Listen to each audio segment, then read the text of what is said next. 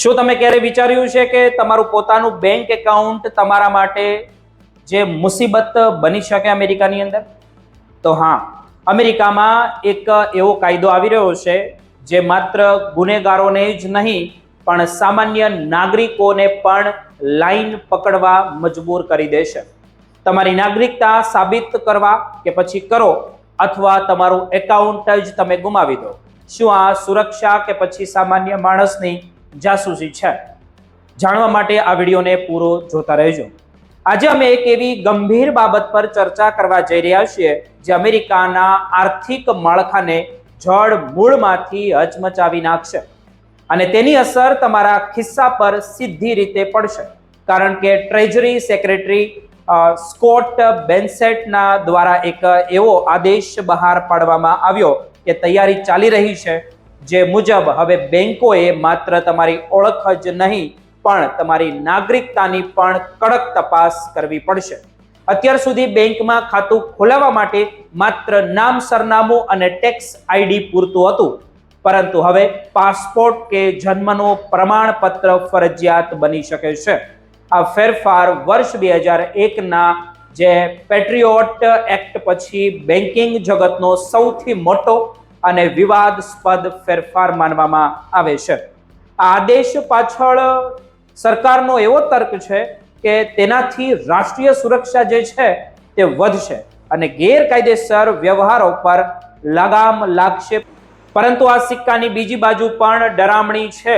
બીજી તરફ senator Tom Connaught દ્વારા પણ know your American customer act રજૂ કરવામાં આવ્યો છે, જે આ નિયમોને કાયદાકીય રીતે વધુ કડક બનાવશે અને જે લોકો પાસે કાયદેસરના દસ્તાવેજો નથી તેમને બેન્કિંગ સિસ્ટમમાંથી બહાર કરવાની સત્તા આપવામાં આવશે. આનાથી બેંકો પર દર વર્ષે અંદાજે 2.6 થી 5.6 અબજ ડોલરનો આર્થિક બોજ પડશે અને લાખો કલાકોનું વધારાનું પેપર વર્ક પણ વધશે. સૌથી ચોંકાવનારી વાત તો એ છે કે એક રિસર્ચ મુજબ 2 કરોડથી વધુ અમેરિકન નાગરિકો પાસે હાલમાં નાગરિકતા સાબિત કરવા માટે પૂરતા દસ્તાવેજો છે જ નહીં.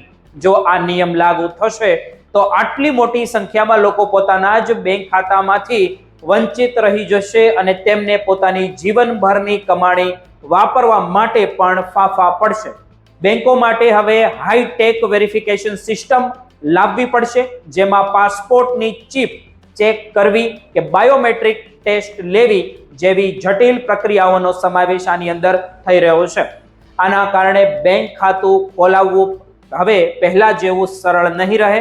બ્રિટનમાં પણ થોડા વર્ષો પહેલા આવો જ એક હોસ્ટાઇલ અને એડવાન્સમેન્ટ પ્રોગ્રામ શરૂ કરવામાં આવ્યો હતો, જે ફ્લો પર હતો, પણ તેના કારણે અનેક નિર્દોષ લોકોએ પાયમાલ થવું પણ પડ્યું હતું.